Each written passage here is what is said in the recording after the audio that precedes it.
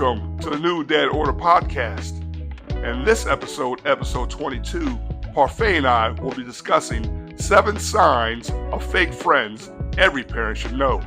Join us in this discussion. Let us know what you think as well in the comments below as we try to solve, give advice, and hopefully come up with solutions that are viable for us all. Are you ready? I'm ready. Let's go.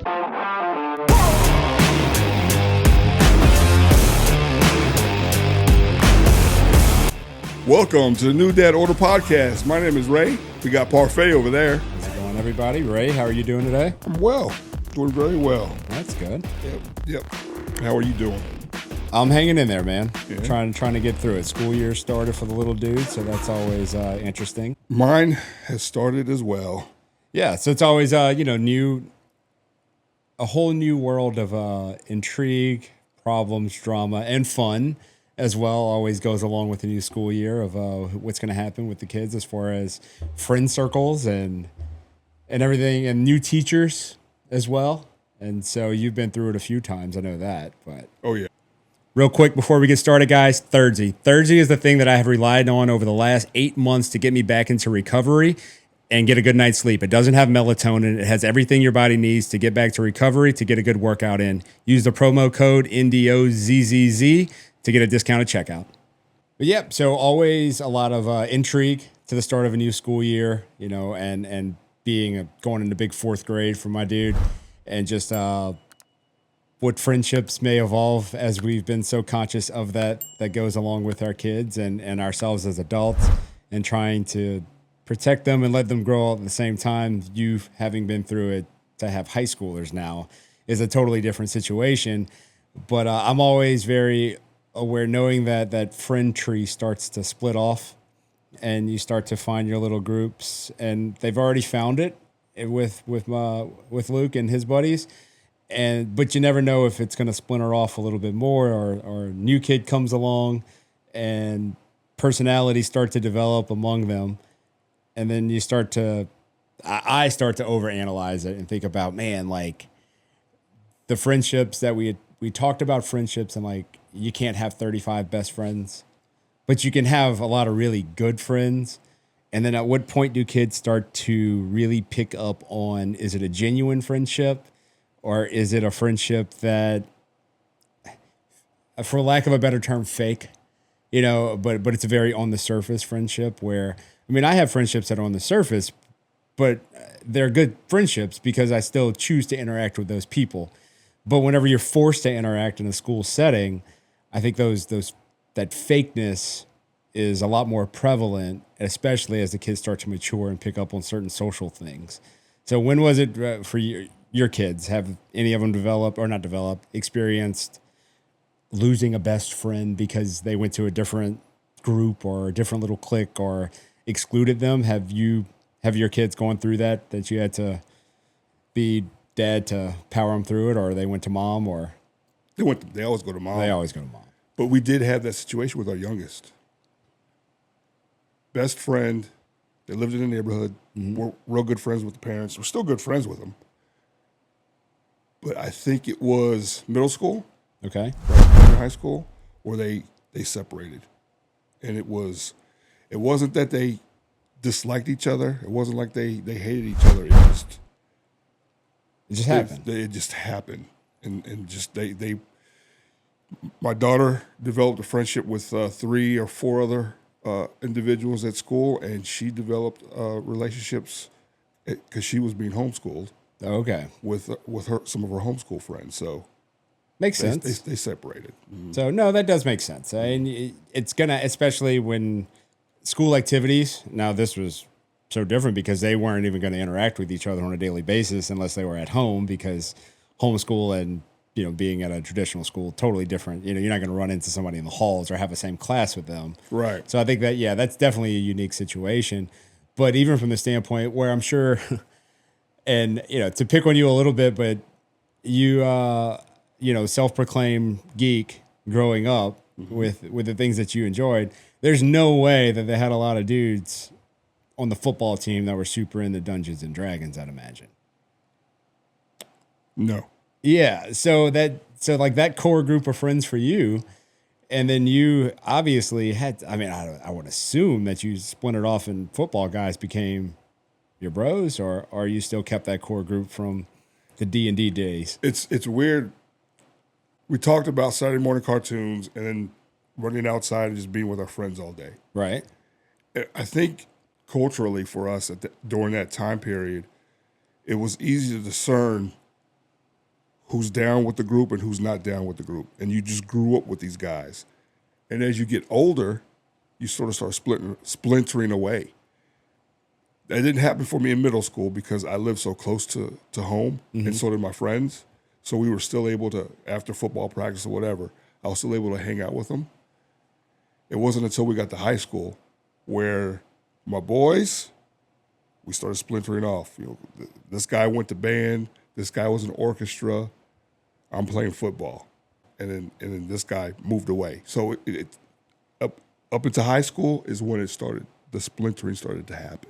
Now, were those relationships or that splintering, was it met with any animosity? Like, did the guys who went band, orchestra, did they have resentment? Did they think y'all blew them off like the athletes compared to the band guys? Or did y'all feel like the band, like you're like, man, I know I play football, but like we can still be boys? Or no, I always felt like I was the guy of the people, you know. I was of the people. I believe that. Like Right. genuinely, from knowing you for 20 years, you are someone that you will find, well, by the nature of your hobbies and your life path between military brat, the nerd days, the D1 football stuff, like you had to find ways to evolve in social circles. Yeah. So I could see it very well where you were a guy that was liked by a lot of people just because you were going to naturally find. I mean, there was a reason why I was voted best personality in, you know, those senior superlatives. Yeah, I didn't know that about you. Best personality. But yeah, I want to say that no, there was no hard feelings, but I don't know. You never got clarification. No, because I mean, I would see him every now and then, and we'd say hi, talk a little bit, and then I'd go off. I had to go off with my football guys during football season, or my basketball guys during basketball season, or my track guys during track season. So that's one where if you ran into them today, you would be excited to have a conversation with them. Absolutely. Yeah. I find myself in that same situation where if I run into people from like high school, where if I saw them, I'm going to have a conversation. Now, obviously, Facebook lets us like know what's going on in a lot of people's lives and makes those conversations easy because you can catch back up and you can probably block out some things that may have happened, good or bad, from those high school days. But I don't know if someone hates me from high school to this day. There might be, but I genuinely don't know if anyone does because I didn't really hate anybody in high school. No, and I think we had, like I said, it was a unique situation where we didn't have a lot of things that would pull us away from hanging out with our friends. Because hanging out with our friends, I don't know if did you ever play British Bulldog? The wrestler?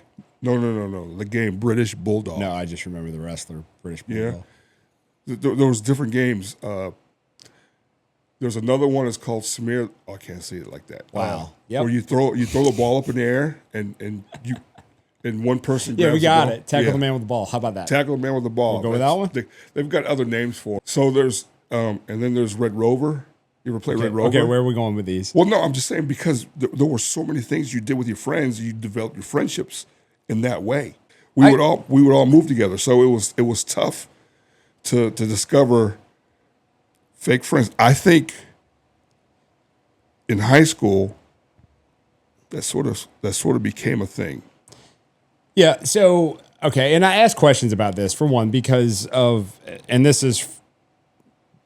my experiences from high school, college days, and I'm not even worried about necessarily like those friendships. The people that I've kept in touch with and stayed friends with are people that I've chose to stay friends with because that's my boys, or even some of the girls. Like those are the people that I chose to stay friends with. So my logic behind asking some of these questions has a lot to do with my little dude because of the fact that he plays so many sports, right? So he loves sports.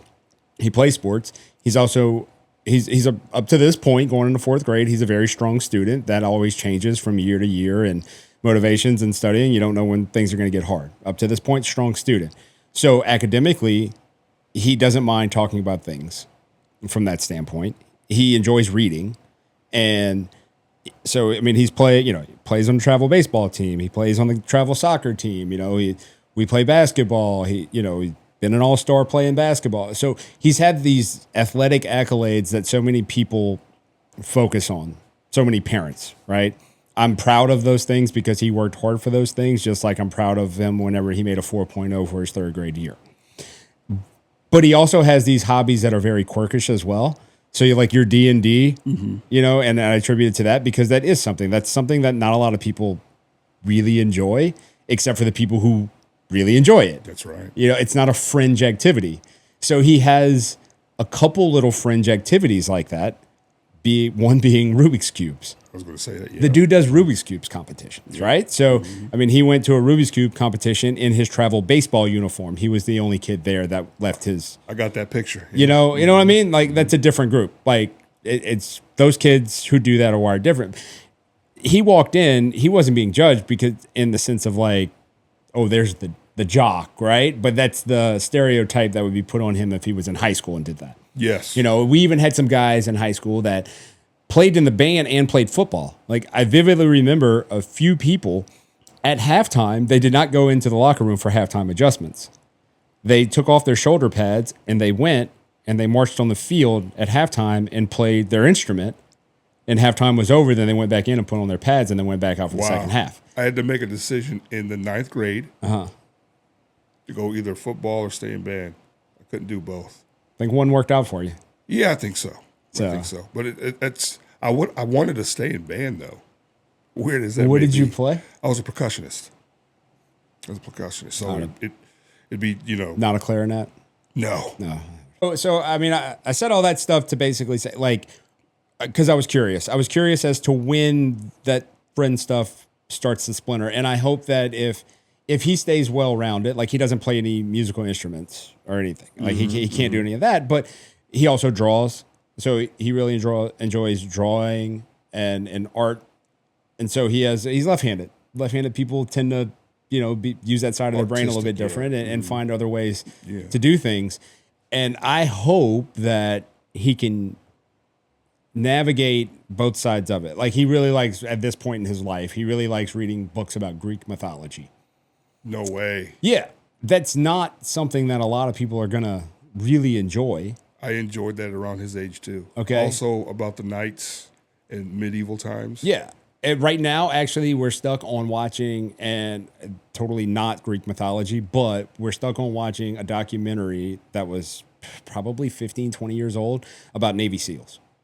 Oh, that's cool. So, like, he's stuck on that. And I'm like, yeah, watch this, dude. He's like, well, if they say, I'm like, I'm not worried if they say bad words. Watch what these guys do. Watch what these guys go through. Listen to the way they speak about what they did. And I'm like, and appreciate what they did and know that, like, they chose to do something that was really hard.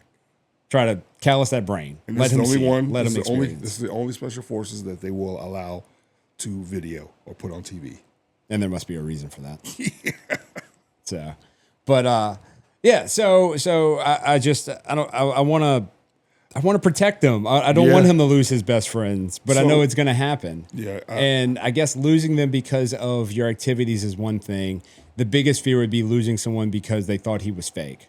And that's why I asked you if your friends resented you, the ones that went band and you went football, and the stereotype of school is to resent the job. Your feelings about the separation piece is valid, and I think it may happen in middle school.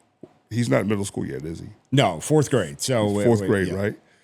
Well, let's. You want to talk about like these 7 things? Yeah. Let's talk about. Let's do that. I think I have 7 things here that only fake friends do. So let's jump into it. And let's say, he comes home and says, "Dad, I think my friend only hits me up when they need something." What would you say? The easy way to say it is, well, it's not really your friend, but there's going to take more explanation than just saying that person isn't really your friend. Because if he, what age are we putting him in? Like right now, or We gotta nail down an age. So 5th grade right now? Fourth, but yeah, no Fourth? difference really. Well, let's say in a year or two. I'd say, all right, if we're gonna go through this list, I would say that we almost have to do it whenever girls enter the picture. In a year or two. So I'd say like 6, 11, 12, Yeah, right? yeah. 12, probably a good age. 100%. Yeah, so he'll be 10 in 5 months. Yeah. So 100%. so in a couple years from now. So let's stick to like a 12-year-old demo type thing, I guess. So if he came to me with that at that age, I'd say I would ask what specifically. I'd want to know what specifically he's talking about as far as that goes. Do they have any specifics in there? Or just in general? Only whenever they want something. Yeah, it's one that wants something. So, but that could mean a lot, right? So that could mean, that's why I asked about age, girls, right? So not driving, because that's an obvious one. But if you happen to live next door, down the street, same neighborhood as a girl that you had a crush on, and this guy really isn't your friend, but they coordinate. And I think like that's probably a valid example and probably happened, or the hanger on because that family always brings you or brings kids on trips and, or not necessarily like a vacation, but going to a game. I don't have a problem being brutally honest, not with all people necessarily, but with him. So if he is observant enough to realize that someone is coming around for a specific thing, or he feels that way, then I don't think there's any reason to protect his feelings about that person if he's already having doubts about the friendship to begin with. So I'll be candid, and then it will be, well, in what way? And so he brings up, oh, only when they need a ride, only when they need this. I'm like, well, then, dude, just tell them no. Tell them no if they're asking for something and see how they respond. Yeah. And tell them no every time, unless it's something you actually want to do. And then ask them to do something and see how they respond to the thing that you want to do. And if it's no's when you ask them to do something that you want to do, and you give them no's when it's something that they only want to do, then dude, keep your guard up. Hang out with them as far as if they're friends of a friend, but don't invest a lot of time and energy or emotion into what they tell you. That's good advice. All right. The second thing here I have is they criticize more than they uplift. How do you teach your kid to spot that? So he's had this, even at a young age, and he spotted it. And my advice to him was, they're not going anywhere because y'all go to school together. So you've got to, I'm not going to say you have to have thick skin, but if there's a simple saying that I told him, if you wouldn't ask the person that's criticizing you for advice, then you shouldn't listen to their criticism.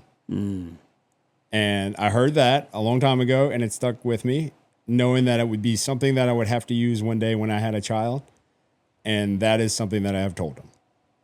So why accept criticism from someone that you would never take advice from to begin with? Oh, that's good. And so I don't know if it resonates with him at 9 years old, but if you hear it enough and knowing how his brain works, it will make sense because he'll ask questions. He's not going to just say, okay. He says, what do you mean? Give me an example. So give him an example. This is what I mean. Take that, process it, think about it, and go from there. So have you personally had to deal with that with yours? Has your kid been the one? No. Fortunately, no. No. I think we had one. I think we had it happen to one of my kids. Just ignore the situation. Just don't engage. You know where it came from. Is this person like a friend? Like, have they been part of the friend group or not? Like, no, they're sort of a friend that's affecting a friend. Gotcha. One of those kind of situations. So Yeah, we just told them to just ignore it. there's something. So, having been in retail for so long, and my employees, the cashier standing there, and a customer comes in, was really rude to them, and one thing I used to, and they'd want to pop back, and they'd be in a bad mood after, and I would tell them, I was like, "Is that person important enough to you to ruin your day?" I'm like, "No." I was like, "Then why you let them ruin your day?" Right. I was like, "Only let important people ruin your day. Yeah. If you really care about somebody, it's okay. Then your feelings can be hurt." And then go try to figure it out. Yeah. Like, why? But if someone is not that important to you and you don't think they're that important, don't let them ruin your day. Yeah, it comes back to figuring out the why. Mm-hmm. No, that's good. The third one I got here is fake friends talk about you behind your back. I think we've all had people talk about us behind our back, right? You've either talked about someone behind their back. Everyone's done it. Everyone's going to continue to do it till the end of time. I mean, gossip is one of the pastimes of life. The tea, all that good stuff. Yeah. It's developing the thick skin. I think you're doing a good job with Lil Man and him developing the thick skin. I'm trying, but I know that it's very hard to do nowadays because of social media. People are a lot more willing to talk about you behind your back because people make it very easy for them to talk about you behind your back. Mm-hmm. People put stuff on social media. Then what do? You screenshot it, send it to your buddy, and you laugh about it. You're like, what about this clown? We do it. Everybody does it. So it's going to happen. So the less you put yourself out there for it, then the less likely you are to have people talk about you behind your back. Yeah. We had Jason on here, and he kind of referenced that. Oh, people are going to talk. Who cares? There. When do they stop asking? When do they stop bringing this stuff up? When do they start hoarding it and keeping it inside? Because he talks to me a lot, and I don't want to lose that confidence in him. But I know it's going to happen where I'm going to have to pull it out of him. You will. I mean, you'll continue to conversate with him. You'll continue to do those things. I was the guy that I was a disciplinarian. True. So they really didn't want to come to me too much with stuff unless they really needed like some hardcore advice. Yeah. You can have a strong relationship but still not have everything presented to you from them. No. I mean, especially if they're embarrassed or the same reason why we don't always speak to our spouse about every single thing that we should too. In a perfect world, you do speak to them about everything. We know that there are certain things that you're going to keep on the inside. 100%. Like you got to be tough. You got to keep that. No, I'm not going to be weak and not show vulnerability, and it's toxic masculinity, I guess, is what it is. But it's not. It's also the nature of someone in the relationship has got to be this, and someone's got to be that, and someone's got to take the roles. And when you split those roles up, it's just what it is. I'm Cass to talk to you about a new pre-workout, relatively new to the market, new to myself as well, but it's getting the job done. It's not loaded with caffeine like a lot of the other pre-workouts. So if that's what you're looking for, then this probably isn't the product. But it is based in nootropics, which actually helps brain function. So if you've ever deep dove into that, this is part of what that product has right here. Going to get you ready for the workout. I'm a 5 a.m.er. Like I said, I need it. A lot of flavors. Hit the link in the description. It'll take you to the website. You'll get a new dad order discount. Pick your flavor. Bunch of other products as well. They have canned energy drinks. So thanks for listening. Check out Dubby. Right? And Here's get that another one. They dismiss your feelings or make fun of your dreams. Yeah, so I think that's an interesting one from the standpoint that I don't think it necessarily just comes from a fake friend. I think it comes from, I think you can have a good friend who, and I say make fun of, we're not talking, ha, ha, ha, that's what you want to be. But someone who discounts a potential dream that you may have. It could come from two different, I think there's different layers of how that could be presented. If someone says you're too dumb to do that, well then, yeah, that's just the outright way. If there's someone who is hesitant to be all in on your idea, but yet meets it with some type of advice or some type of counter argument, and you're like, well, man, they're just crushing my dreams because they're saying this. And it's like, or they're kind of looking out for you so you don't necessarily get your hopes up or have a backup plan, or are they a backup plan friend that that's now you're accusing them of just crushing your dreams. So I think it's a very fine line. I think it's a case by case basis whenever it comes to something like that.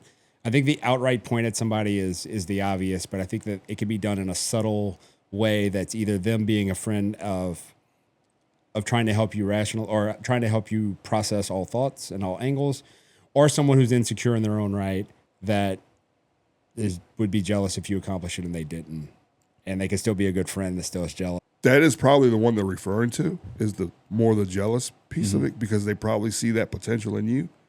The other part of that too is what you're talking about. I think, like, you guys are watching that Navy SEALs video, Right? And then one day he'll say, "I want to be a Navy SEAL," and then his friends hear and go, "Oh man, that's going to be tough." Yeah, You sure that's about that? and that's what I mean. Like, Yeah.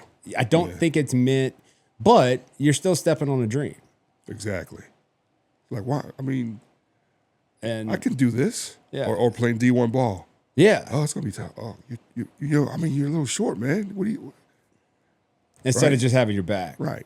you know. That one, it's not really a fake friend kind of concept. Sometimes it's one of those things because somebody's put that into their head. That's the way that their dreams were. It probably comes from a parent. Yeah.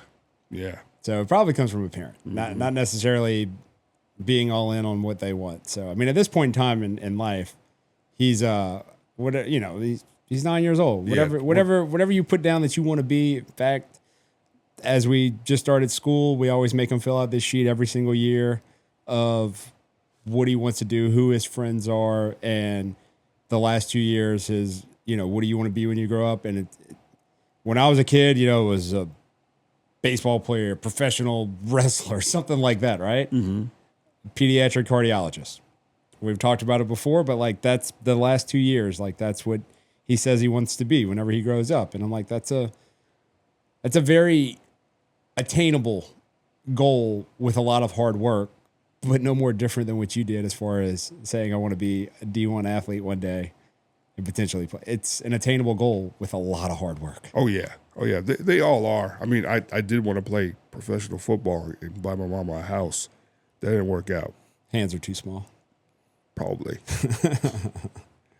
They mimic your interests.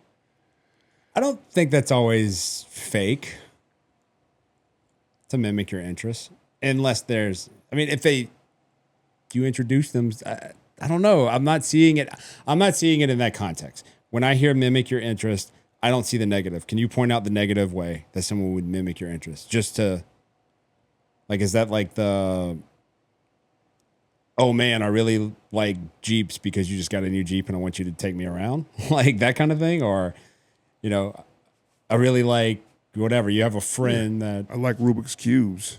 Show me how you do that. Yeah, but if you're going to actually that's not a fake friend. If someone, especially if you're talking about like Rubik's, if I said, they come to you, like they come to him and say, "Hey, show me how you do that." He shows them how to do it, and it's like, "Hey, so what happened with Andrew?" Okay, oh, he stopped talking to me. Like what just do you using mean? something. Okay, Yeah, all right. Because I see mimic, and I'm interest. like, to me, they're almost just finding a way to. Sometimes it's like, oh, I'm gonna go play baseball with you. I'm gonna join the baseball team with you. Man, this is tough. They're out there playing baseball and they fade away. Yeah, I don't know. But I think it's more of the, let me figure out how you do it. They mimic to the find interest. something else. Yep. They get the solution. They ghost you. Jealous of your wins. Yeah, that was one actually where whenever Jason was here and he talked about it, where, people get jealous of your wins and it doesn't matter. I'm gonna keep trying to win, and it takes a long time to build that type of callous brain, I think, and have that mindset to not care. But yeah, if you're presented with people who, resent you when you win, I mean that's the same thing as that's as fake as it gets, really. Well, yeah, I mean, I'm like for him, it would be, oh, you guys won 3 championships in a row. Wow. And then they would start talking about him behind his back, like I don't know what he did to get those 3 championships. Like jealous of him and those wins. I mean, like for example, I mean he struck somebody out for them to get into a championship game. All right. I mean, he did stuff to get them to the championship game, and they won a championship. But this person is jealous of that fact. Yeah, like they didn't have the opportunity to be the one to do that. Yeah. So they discount your accomplishment. Yes. That happens. I think that happens a lot. Yeah, it does. I think it happens with people who don't know how to compete.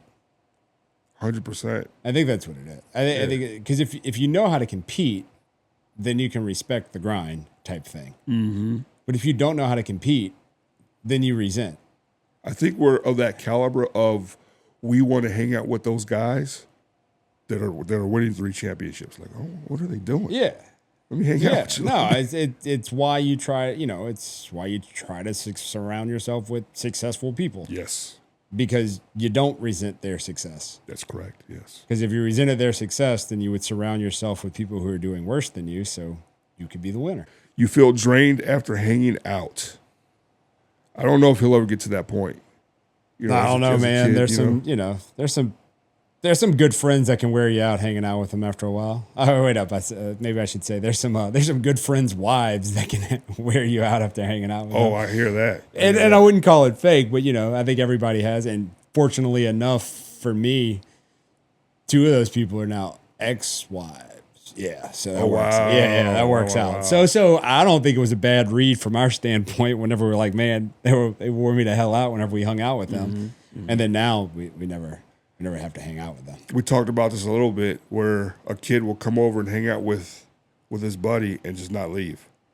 I've had that when I was younger, like, all right, well, the game's over and I'm about to go get something to eat. And they're like, all right, I'm gonna fix some things up with my character.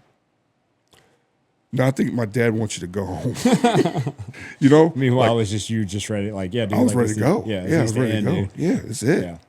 I was trying to hint at it, and it just. Yeah, some people don't see the writing at all. Not at all. You got to just tell, hey, turn on the lights, turn off the music, let's go. So I don't know if it's a situation at home like they don't want to go home, or the popular phrase, right, for the last decade is FOMO, like the fear of missing out. Fear of missing out. Oh yeah. And that could be it.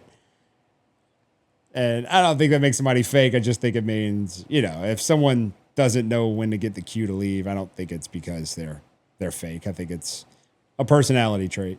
They like to be around people, or like you said, there's like some really dark stuff possibly going on that would be even worse. But yeah, we hope not. We hope not. No, that would be quite presumptuous. So the last thing I really have here is, how do you teach your kid to not become the fake friend?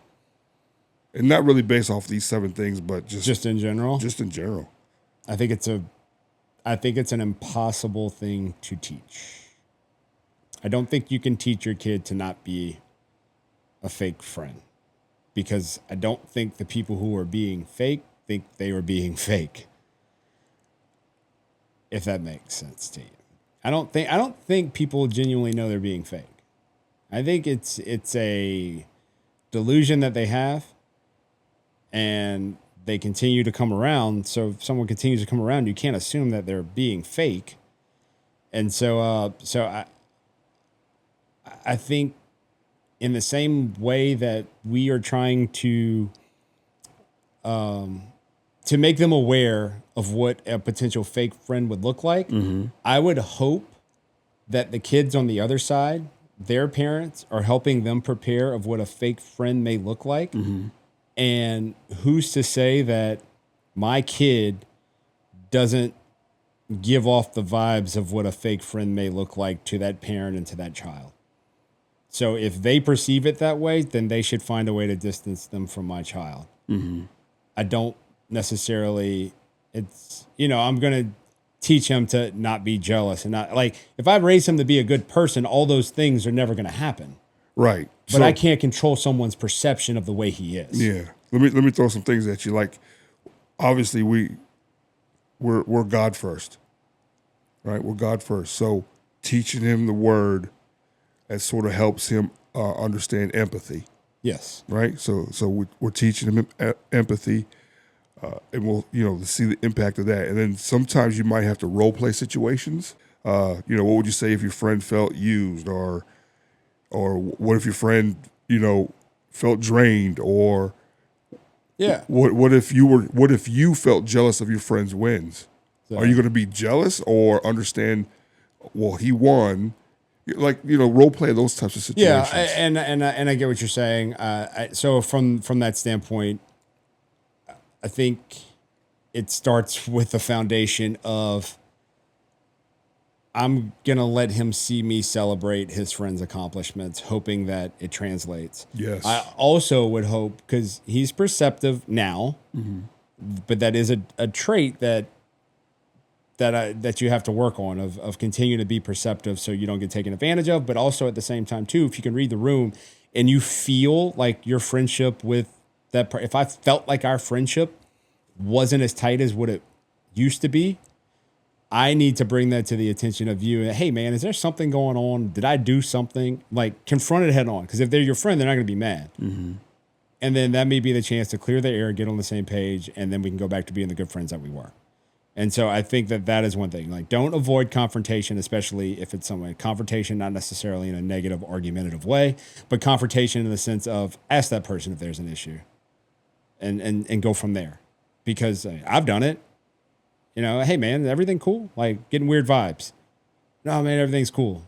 And then a week later, hey man, you know what? This happened, and like, dude, my bad. Like, I'm sorry. Like, I'm sorry. I'll be aware of that, and I'll make sure that I will do my best to not do that again.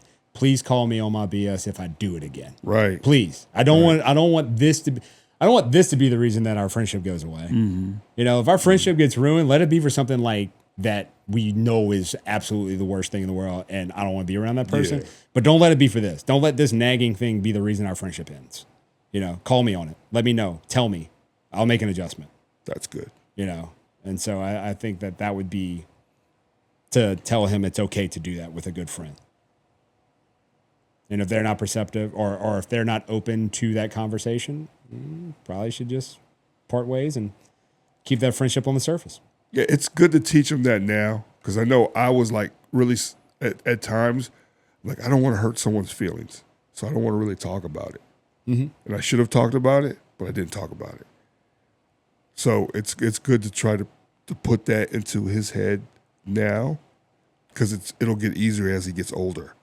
Hopefully. That's the hope. That's the hope. But nope, that is the hope. And that's the struggle that we all go through as adults, and the struggle that our kids go through from such a young age, because we're so aware of what's around them and the environments that they're in. And we go from a help them to protect them, but yet still want them to make mistakes. And that's a very, very tough thing to juggle as a parent. But if we can have these conversations to present these points to get our own brain thinking, hopefully we can have these conversations a little bit easier whenever we see something enter our child's life. But we appreciate everybody for joining us. Make sure you hit the like button, hit the subscribe button, drop us a comment below. And until next time, this is New Dad Order.